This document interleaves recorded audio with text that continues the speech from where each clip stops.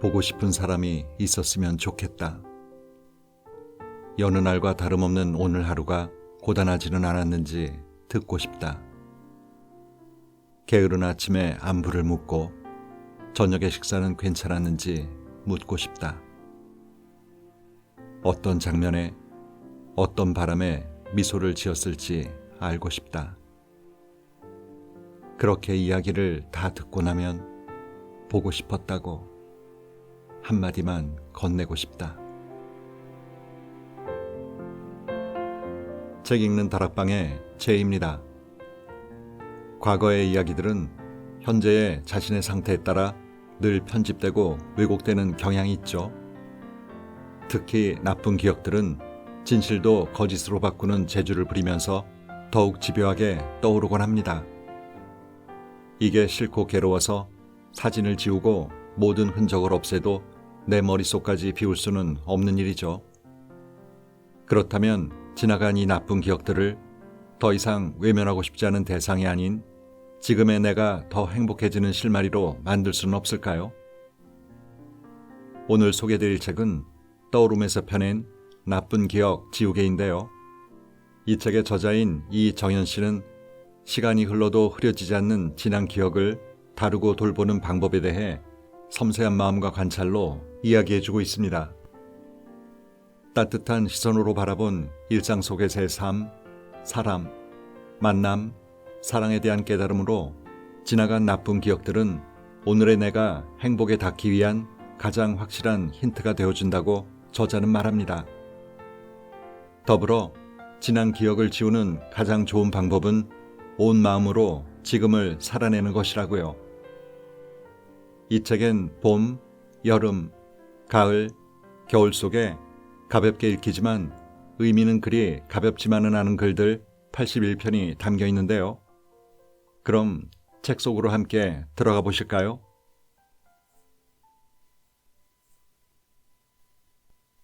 앞면과 뒷면. 손가락 옆면의 세로선이 뚜렷한 아이였다. 밖을 쏘아다니며 볕에 있기 좋아했던 나는 피부가 거뭇한 편에 속했다. 그땐 내 손이 다른 인종의 것처럼 손바닥은 희고 손등은 진한 갈빛이어서 신기했다. 틈만 나면 손을 세워 그 경계를 바라보고는 했다. 또래 아이들에게 놀림을 받은 어느 날에는 시커먼 손등이 마음에 들지 않아 주머니에 넣었다.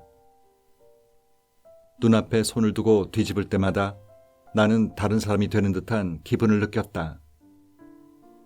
앞뒤, 안팎, 손바닥과 손등, 겉과 속이 다른 사람이라도 된 것만 같았다. 마른 가지마다 돋아나기 시작한 나뭇잎을 보며 그때의 작은 손을 떠올린다. 어엿한 봄이라고 이제는 제법 바람결을 따라서 가지를 흔들 줄도 한다. 손가락으로 집게를 만들어 엄지와 검지로 나뭇잎을 쥐어본다. 선명하게 다른 감촉, 색이 다른 나뭇잎의 앞면과 뒷면. 앞면과 뒷면을 가진 것들이 있다. 앞모습이 있는 것들에는 뒷모습이 있다. 처음부터 앞뒤가 정해져 있거나 보기에 따라 앞뒤를 나누어 부르기도 한다. 외부에 노출이 작거나 쓰임이 있는 부분을 앞이라고 부른다. 그리고 그 반대에 뒤가 있다. 나는 어떤 앞모습으로 살아왔나? 그을린 손등을 주머니에 넣었던 것처럼 보이고 싶은 앞모습이 따로 있기도 했다. 눈에 닿는 것의 대부분은 앞모습이다. 사물도 사람도. 그것들 모두 뒷면과 속마음을 가지고 살아간다. 하지만 뒷모습이 있다는 걸 안다고 해서 하나하나 뒤집어 보지는 않는다. 뒷모습을 가진 우리는 타인의 뒷모습을 받아들이는 게 나뭇잎 한 장을 뒤집는 것처럼 쉬운 일이 아니라는 걸 안다. 마찬가지로 속을 내비치고 뒤를 내어줌 또한 쉬운 일이 아니다. 앞모습이 아니라는 간단한 이유로 보이기 위한 면이 아니어서 보일 것을 생각하지 않았기 때문에 보이고 싶지 않은 면을 그곳에 두기도 한다. 보이는 면 뒤에 뒷모습이 드리우는 게 아니라 감추고 싶은 면 앞에 앞모습을 두르는 걸지도 모른다. 내게도 앞모습과 뒷모습이 있다. 밖으로 드러나는 앞모습과 내면의 뒷모습. 나조차도 앞모습을 가꾸느라 나의 뒷모습을 외면하기도 했다. 어떤 모습으로 보일지 생각하느라 나는 내가 어떤 상태인지를 잊었던 날들이 있다. 하지만 내가 나를 뒤집어 살펴보지 못한다면 누가 보살필 수 있을까? 나마저 내 뒷모습을 내버려 둔다면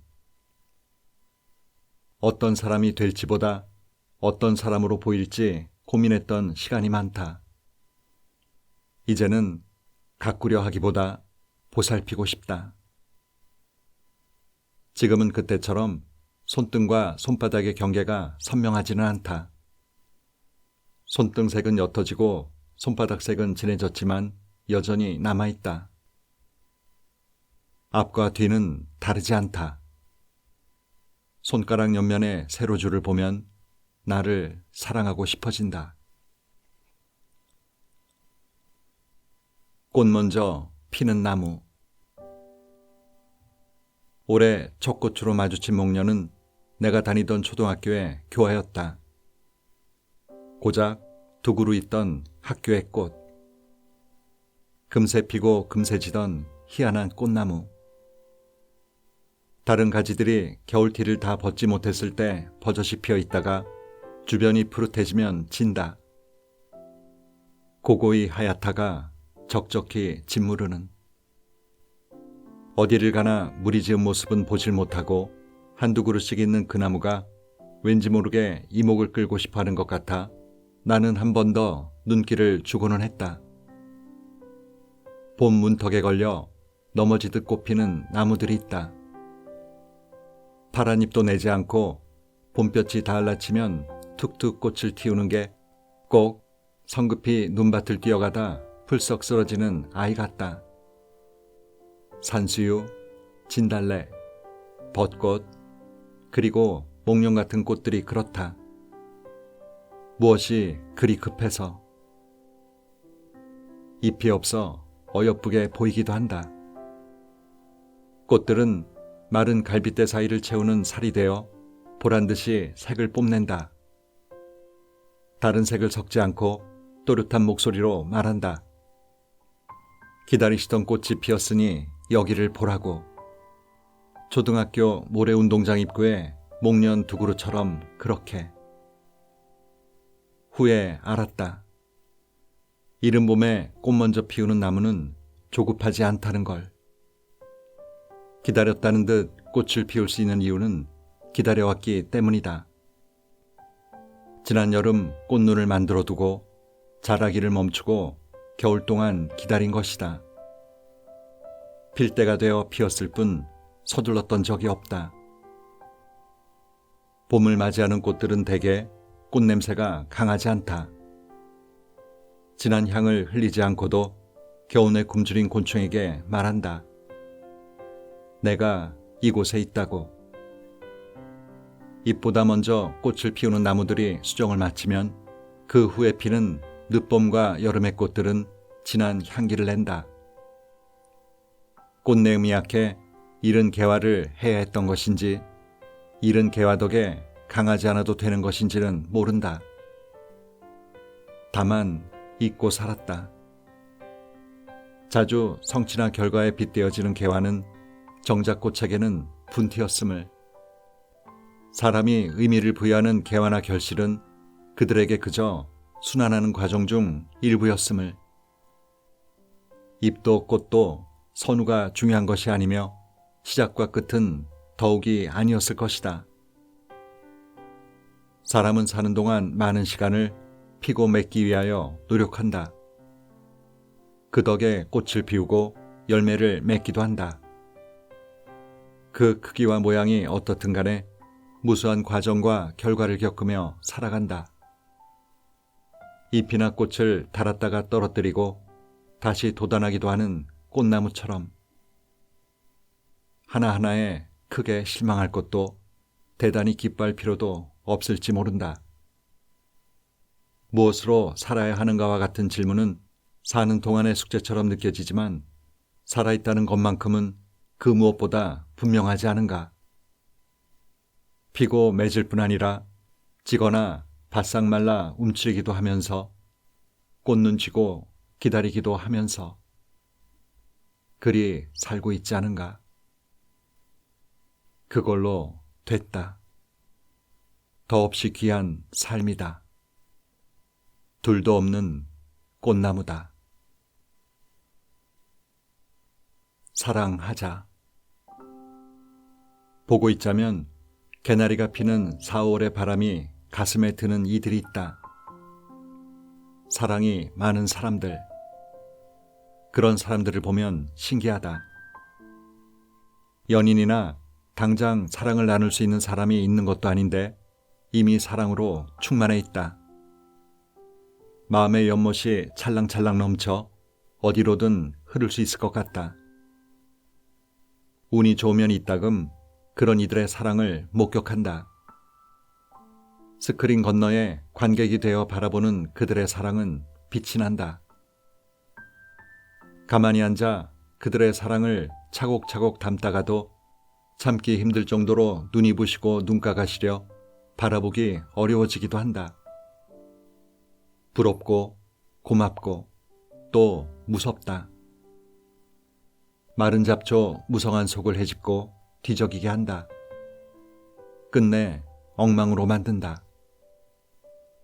나는 어떤가? 과연 내게도 저런 사랑이 남았을까? 다시 찾아올까? 갈구하듯 사랑을 말하면서도 바스락거리는 손만 비빈다. 쩍쩍 갈라진 바닥을 긁으며 땅을 받아보면 아래 어딘가 수맥이 있지 않을까 한다. 나도 저런 때가 있었는데. 바라보는 이들마다 만연한 웃음을 건네고 시시때때로 사랑을 말하던 때가. 며칠 전엔 그런 말을 들었다. 사랑하자. 그 말에 울컥 마른 흙바닥이 젖는다. 행복하자, 행복하자. 그런 감흥 없는 안부를 말하고 듣기도 하는데 인사처럼 나누던 사랑하자라는 말과는 거리가 멀게 느껴진다. 사랑을 하자니. 이전에 사랑하자라는 말을 들어본 적이나 있던가? 그 말을 계기로 종일 사랑을 생각했다. 그러다 나중엔 행복과 사랑을 양손에 얹어 재어본다. 사랑과 행복, 행복과 사랑. 둘은 함께인가? 사랑은 행복을 데려오지만 행복은 사랑을 언제나 데려오지 않는다. 사랑 없는 행복도 얼마든지 있으나 행복이 없는 사랑은 없다. 사랑에 절여지면 갓 태어난 생물처럼 행복의 역지값이 낮아진다. 짝없는 사랑에서마저 기쁨을 찾아내고 만다. 눈 맞춤만으로 바랄 것 없이 충만해진다. 그러나 파도가 없는 바다는 없듯 사랑은 행복만으로 가득 차 있지 않다. 기쁨, 환희, 쾌락, 그리고 행복, 그 너머에 아픔과 슬픔, 그리움과 증오 따위가 멀지 않은 곳에 도사리고 있다. 그러니 사랑을 하자는 말은 마냥 당신의 행복을 빌어준다는 말과 다른 것이다. 아프기도 슬프기도 또 괴로울지도 모르지만 우린 사랑을 하자고. 그런데도 어찌 사랑을 바라며 살아가는 것일까 하면 사랑에서만 느낄 수 있는 행복 같은 게 있어서가 아닐까 싶다. 그 충만감이 마치 조개 속의 진주와도 같아서, 몇만 송이 꽃을 걸어모아 채취한 꿀 같아서 그런 거라고. 매일 걷는 길에서 느끼는 행복과는 농도와 당도가 달라서 손가락이 베어 피가 나고 코가 빨개지더라도 사랑을 바라는 것이라고. 다들 겁이 나서 주춤거리지만 실은 마음속으로 누구나 간절히 원하고 있다고. 그 덕에 사랑하자라는 말 한마디에 마른 땅이 울컥 젖어버린 것이구나 싶다. 그러니 내가 끼는 이들에게 먼저 용기 내어 말해주며 살아야지. 사랑하자. 그냥. 쓸데없는 고집이 하나 있다. 세상에 그냥은 없다고 믿는 것. 주변에서 일어나는 모든 일에는 이유가 있다고 믿는 것. 입 밖으로 내지는 않았더라도 그냥이라는 답들을 속으로는 부정해왔다. 혼자 묻고 답하는 일이 많은 나는 그렇게 믿었다. 왜라는 물음에 답할 수 없는 질문은 없다고. 묻고 물으면 답이 있다. 나는 모를지언정 답은 그곳에 있다. 성격이라 말하는 행동 양식도 사람을 대하는 태도도 지금의 모습을 갖추게 된 이유가 있었다. 원래부터 이런 사람이 아니라 이렇게 된 사람이라는 걸 혼잣말로부터 알았다. 끝없이 내려오는 동아줄 매듭을 끌어당겼다. 그게 구원인 줄만 알았다. 내 팔을 끌어모아 만들 수 있는 한아름의 너비. 겨우 그만큼 크기의 구덩이를 파고 들어가는 일인지를 몰랐다. 왜라는 물음이 대화의 열쇠라도 되는 줄로 알았다. 미안해. 죄송합니다. 사과를 달고 사는 친구가 있다. 다들 그렇게 말한다. 그렇게까지 미안해하지 않아도 된다고. 죄송할 일이 아니라고. 나는 툭하면 고개를 숙이며 사과하는 그 애가 못마땅했다. 깊게 취할 만큼 술을 마셨던 날, 나는 그에게 무엇도 아닌데도 눈을 똑바로 바라보며 물었다. 왜? 어쩌다 너는 이렇게 됐을까? 어떻게 살아왔길래 지금의 이런 모습이 됐어? 친구는 이야기가 끝날 때까지 울음을 멈추지 않았다. 누구에게도 하지 않던 이야기를 하며 자꾸만 이상하다. 이런 적이 없는데. 해가 뜨고도 눈이 감기질 않아 술기운을 빌려 잠든 날이었다. 다음날 친구는 내게 고맙다는 말을 했지만 이제야 그때 했던 짓이 얼마나 어리석은 일인지를 안다. 나는 오롯이 그가 걱정되는 마음만으로 대화를 이어나갔을까? 단지 궁금했던 건 아닐까? 그게 그에게 어떤 결과를 가져다 주었든 간에 나는 왜라는 물음표 끝 갈고리에 끌려오는 답을 정답이라고 생각했다.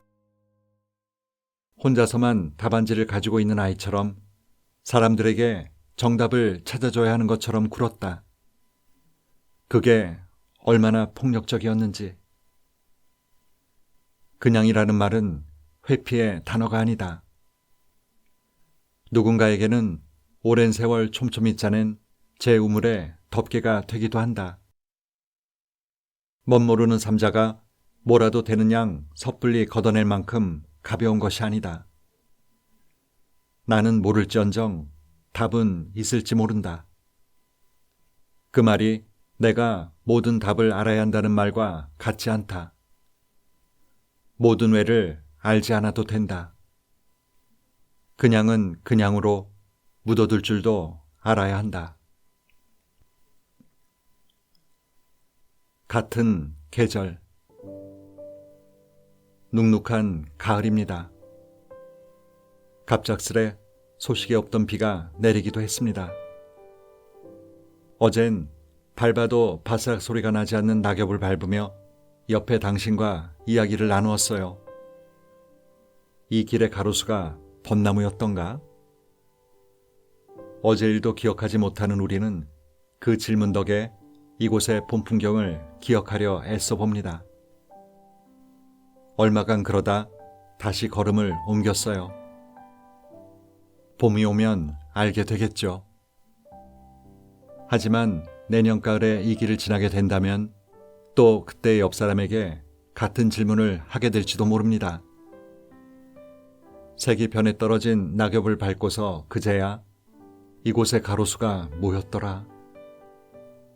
이 길이 아닌 다른 어느 길이든 어김없이 지난 봄 풍경을 잊고 누군가에게 묻겠죠. 우리가 이 길을 같이 지났던가? 사실 많은 것들이 그다지 중요하지 않을지도 모릅니다. 한 주의 주말 같은 가을은 찰나로 지나가고 다시 다음 계절이 올 테니까요. 다시 겨울 오고 언제 그랬냐는 듯 봄 올 테니까요. 돌아올 것에 의미를 두는 것처럼 바보 같은 일은 없을지도요. 반기고 아쉬워하고 그리워하고 또 기다리고 잡으려 애써도 떠나고 반기지 않아도 돌아올 겁니다. 오지 않을 것 같은 날도 오기 마련입니다. 이미 넘긴 달력엔 가지 못할 날들이 살고요. 덕분에 맺음을 배웠습니다. 결실이 없더라도 결말을 지어야 합니다. 열매가 없더라도 맺어야 끝이 온다는 걸 알았습니다. 그래야 한다는 걸 알았습니다. 고맙습니다. 덕분에 내게 같은 계절은 없습니다. 풍경이 된 정물. 오래된 길에는 이제는 풍경이 된 정물이 있다. 동네 마타빌라 단풍나무 아래에는 검은색 자전거가 있다. 커다란 바구니를 달고 있는 녹슨 자전거. 모든 계절의 노가 이 길에 뿌리를 내렸다. 주인을 잃었을까? 버려졌을까? 한 계절의 한두 장은 그곳의 사진을 찍었다. 그늘을 들이우는 단풍나무가 좋아서, 나고 지는 잎이 시시각각 안겨주는 계절감이 좋아서, 때마다 다른 색으로 비치는 자전거도 제 몫을 보탰다. 단풍나무가 심어질 때부터 그곳에 있었던 것만 같다. 사각형 프레임에 담기는 나무와 자전거는 계절 하나를 보낼 때마다 차츰 아끼는 풍경이 되어갔다. 조용히 한자리에서 세월을 나는 자전거는 이따금 말끔한 모습으로 내 머릿속에서 페달을 굴린다. 어느 날은 뒷바퀴에 보조바퀴 2개를 달아보기도 했고, 또 어느 날은 39짜리 계란 한 판과 두부나 대파 따위를 넣어보기도 했다. 출퇴근용 손가방이 들어가기도 했을까? 누군가는 이 자전거로 처음 자전거 타는 연습을 했을지도 모른다. 몇 번을 넘어지기도, 페달에 발을 얹지 못하고 땅을 구르기도 하며, 어떤 이유로 더는 타지 않게 됐을까? 자전거를 타던 아이가 자라 이제는 쓰이지 않는 걸까? 더 크고 빠른 자전거가 생겼을까? 먼 곳으로 이사가며 두고 간 건 아닐까? 떠올릴 수 있는 사람의 모양을 퍼즐처럼 맞춰 안장에 앉혀보다 그늘 사이 정물의 처음을 상상해 본다. 이 자전거에 처음 주인이 생겼을 때, 그때는 지금처럼 아무 곳에나 내버려 두지 않았을 텐데, 비에 젖지 않도록 애지중지하며 마른 헝겊으로 먼지를 닦아내기도 했을 텐데, 겨우 한 해 마주친 나의 편협한 상상만으로 알 수 없는 역사가 있다. 이곳에 당연한 듯 자리한 단풍나무도 누군가는 씨를 뿌리거나 심었을 테고, 전봇대어 버려진 가구도 멀쩡히 집안을 장식하던 때가 있었겠지. 맨 앞을 일컫는 처음은 변화의 순간이 되기도 한다. 그런 처음은 오래 기억에 남는다. 없던 것이 생기거나 사라지거나, 어떤 일이 시작되거나 끝나거나, 그 모든 것들의 처음. 그리고 처음에는 처음에 마음이 있다. 초심이라는 단어로 불리는 여리지만 가볍지 않은, 무르지만 빛이 나는 마음. 언젠가는 단단해지고 다른 빛을 뛰게 될 마음. 내게도 행방이 묘연한 처음의 마음들이 있다. 그들도 어디선가 단풍나무 아래 자전거처럼 사가가고 있을까? 자전거를 살 때의 마음은 남을지언정 세월이 흐르고 자전거를 타던 이는 변한다. 새롭던 변화의 순간도 빛이 바래기 마련이고 아끼던 새 자전거도 낡아간다. 한자리에 머물게 된 검은색 자전거를 타던 이는 누구였을지 멋대로 상상하는 걸 그만두었다. 애지중지하는 물건을 잃어버리기라도 한 듯 초심을 되찾으려 했던 적이 있다. 지난 시간을 헤집어 그때의 마음을 기억하면 그 시절로 돌아갈 수 있을 것만 같았다. 초심은 처음의 마음이기에 초심이다. 처음이 아니고서야 그때의 마음과 완전히 같을 수는 없다. 잊지 않으면 된다. 그런 마음이 머물다 가기도 했던 걸. 오늘은 오늘의 마음이 있다. 처음과 다른 내가 어리석고 미련하게 느껴질 때 거리에 주인 잃은 정물들로 이루어진 지금의 풍경을 바라보기로 한다. 그리고 지금을 있게 해주었던 나의 처음에 감사하며 흘러갈 오늘을 남겨둔다. 본문에 있는 웃고 있어란 글에서 저자는 이렇게 묻네요. 내 사진을 가장 잘 찍는 사람은 누구일까요? 자신일까요? 바로 사랑하는 사람이 아닐까요? 애정을 담은 시선으로 나를 보는 그 사람이 자신의 모습을 누구보다도 잘 알고 있을 테니까요. 행복한 순간에 함께 한다는 건 곁에 머무는 시간이 길고 그래서 서로가 서로에게 행복이 될 수 있는 확률 또한 높아지는 일이겠죠. 단풍을 배경으로 흰눈을 배경으로 함께 찍은 사진들을 지울 일 없이 그렇게 늘 함께할 사람이 있다는 건 참 소중하고 감사한 일입니다. 오늘도 좋은 하루 보내세요.